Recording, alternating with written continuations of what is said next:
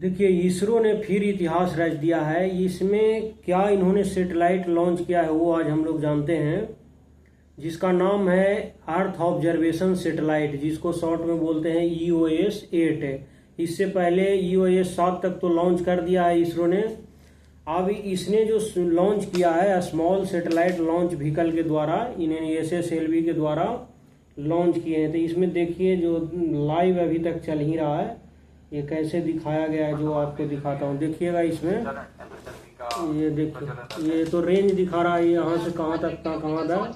ये टाइम और अल्टीट्यूड दिखा रहा है कि कितने टाइम में कितनी ऊंचाई पर गया है, वो सब दिखा रहा है इसमें। आगे देखिए ये कैसे डायग्राम, देखिए ये आगे की ओर जा रहा है, दिख रहा है ना, ये दिखा रहा है, एकदम लाइव दिखा रहा है कि कैसे सैटेलाइट के द्वारा जब छोड़ा गया है इसको, EOS को। अब देखिए रेंज और अल्टीट्यूड, कितना रेंज पर कितना माने ऊंचाई पर गया है। अभी यहाँ देखिए ये जा रहा है, तो इस तरह से ये दिखाया गया है इसमें रिकॉर्ड में, ठीक है। तो इसका मेन काम क्या है ना कि ये धरती का निगरानी करेगा ऊपर जाने के बाद।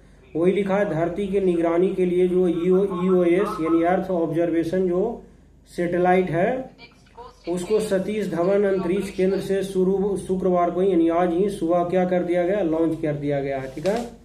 यानी SSLV जो है, इसका पूरा नाम है स्मॉल सैटेलाइट लॉन्च व्हीकल। इसकी तीसरी और अंतिम विकासात्मक उड़ान के जरिए इसका अवलोकन करेगा पृथ्वी को, जिसका नाम क्या दिया गया है, EOS को प्रक्षेपित करने के लिए पूरी तरह तैयार कर दिया गया है इसको। यानी आज सुबह ही इसको लॉन्च भी कर दिया गया। यह जो SSLV है यानी कि स्मॉल जो सैटेलाइट लॉन्च व्हीकल है, उसमें देखिए क्या लिखा है ना, जो D3 लिखा है, इसका मतलब ये हुआ, D3 का मतलब ये कि ये तीसरी और अंतिम विकासात्मक उड़ान होगी इसकी, किसकी, SSLV जो लॉन्च व्हीकल है उसकी। इससे देखिए ये SSLV रॉकेट जो है ना, ये 34 मीटर क्या है, लंबा है, और इसका जो उपयोग करेगा वह 500 किलोग्राम यानी 500 kg तक वजन वाले जितने भी उपग्रह होंगे, उसमें 3 तरह के, या तो मिनी होगा या माइक्रो होगा या नैनो उपग्रह, ये तीनों को स्थापित करने के लिए ही इसका उपयोग किया गया। इसमें जो EOS है यानी जो अर्थ ऑब्जर्वेशन सैटेलाइट जो 8 है, उसमें 3 पेलोड लगे होंगे।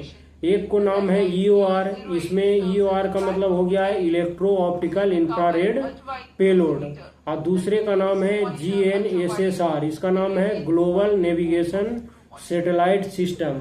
ये तो देख ही रहे, ये जो चल रहा है वही। और तीसरा है CICUV यानी कि डोसीमीटर।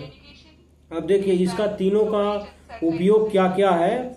जो पहला हम बताएं क्या चीज, ये जो EOIR, इसका नाम क्या हो गया, इलेक्ट्रो ऑप्टिकल इंफ्रारेड पेलोड। इसके नाम से ही पता लग रहा है कि इसका उपयोग ये होगा कि आधारित निगरानी, आपदा और पर्यावरण निगरानी के लिए तस्वीरें खींचने के लिए इसका डिजाइन किया गया है।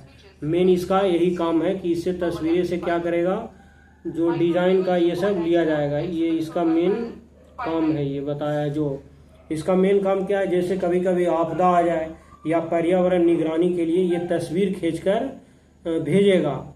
और जो दूसरा है उसका नाम global navigation satellite system reflectometry payload, उसका मेन काम क्या होगा ना कि समुद्र की सतह की हवा का विश्लेषण करेगा, यही इसका मेन करेगा, और मिट्टी की नमी का आकलन बताएगा।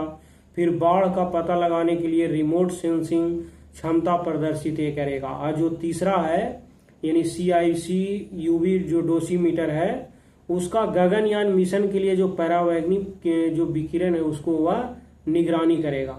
तो ये तीनों का माने कि इस्तेमाल होगा, किया जाएगा इस सैटेलाइट के द्वारा, जो EOS है उसके द्वारा। इसका मेन एक लाइन में करना रहे तो ये हम लोग को याद रखना कि ये अर्थ ऑब्जर्वेशन एक सैटेलाइट है, जो अर्थ पर जितने भी तरह की जो गतिविधियां होंगी, आपदा हो गया या कोई भी फ्लड आ गया या पर्यावरण निगरानी आ गया या माने कि मिट्टी की नमी के बारे में, और जो परावैज्ञानिक विकिरण की निगरानी, ये सभी का EOS सैटेलाइट के द्वारा किया जाएगा। मेन मकसद यही है। और ये इसरो के द्वारा लॉन्च किया गया है। कहाँ से, तो सतीश धवन स्पेस सेंटर से। ये 500 kg तक वाले उपग्रह को यूज करेगा, खासकर मिनी, माइक्रो और नैनो उपग्रह के। इसमें 3 पेलोड शामिल होंगे। अब इससे ज़्यादा ऑब्जेक्टिव टाइप के क्वेश्चन में तो पूछेगा नहीं।